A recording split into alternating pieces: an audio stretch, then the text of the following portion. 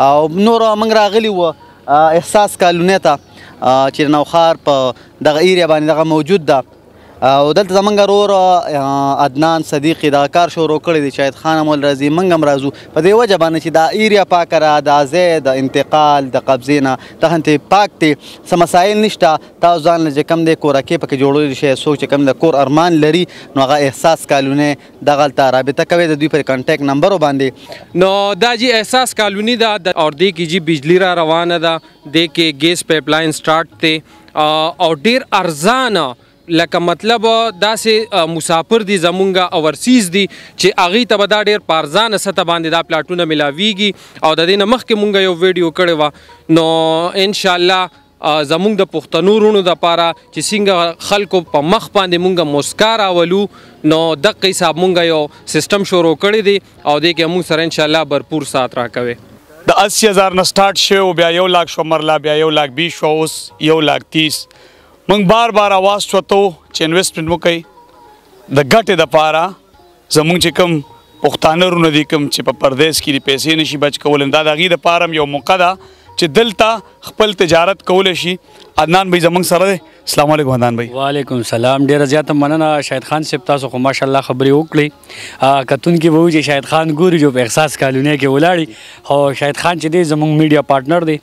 او زموږ په احساس کالونۍ کې چې کوم دی د شاهد خان صاحب ماشاءالله یو ډېر ښه رول دی زه د خپلو کتونکو ته هم ووایم زموږ میډیا پارټنر چې دی هغه شاهد خان دی نو ځکه بار تاسو دی په احساس کالونۍ کې نه تاسو کې چې کوم دی تاسو ته دوی خبره وکړه چې 80,000 روپۍ نه مونږ مرله سټارټ کړې وه اوس الحمدلله زمونږ 1,20,000 وه اوس چې کوم نوی ریټ دی هغه 1,30,000 روپۍ شو نو دا یو بهترین سټیپ دی ډیولپمنټ تاسو کتی شئ ریټونه هم ځکه سې واقعي دلته پکې کار شروع دی کار پکې روان دی ډېر په تیزۍ سره خپلې خرچې دي وي نو د هغې په وجه باندې اوس کتونکي وایي چې یاره بوی تاسو خو ریټونه سیوا کوئ ورځ ته ورځ وجه څه ده وجه هم دا ده چې دلته ډیولپمنټ روان دی دلته پې کارونه روان دي دلته پې خرچې روانې دي نو هغه خرچې چې کوم دی د هغې په وجه زمونږ د مرلې ریټ سیوا شو 1,30,000 روپۍ ریټ شو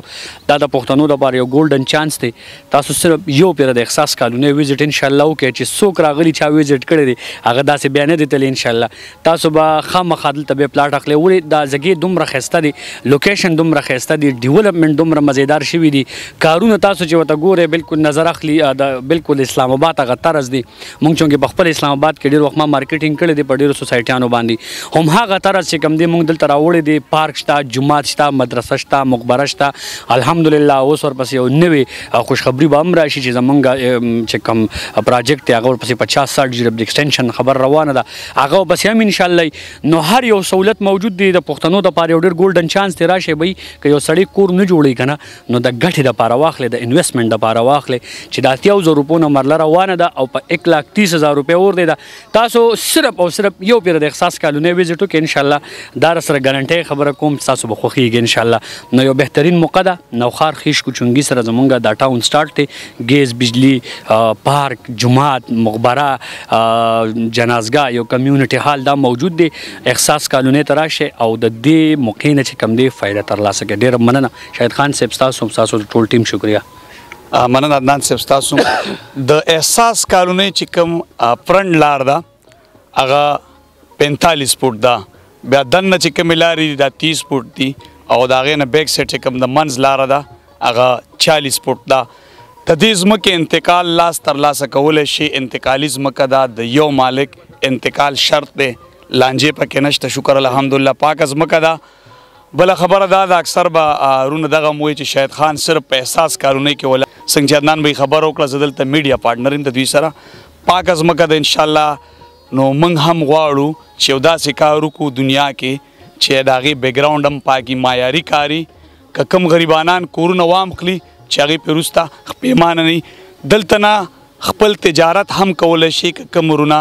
پیسه لري او بینکونو کې خو دي نو دلته انویسټمنټ وکړئ انشاءالله دا مخکې روانه ده 2 لاکو ته به میاشت پس مرله ورسي د دې لارې هم تاسو کتلی شئ ماحول هم تاسو کتلی شئ 60 جرب کې دا وه 60 جرب ورپسې شاته خبره روانه ده 120 جرب کې به دا احساس ټاون شي مننه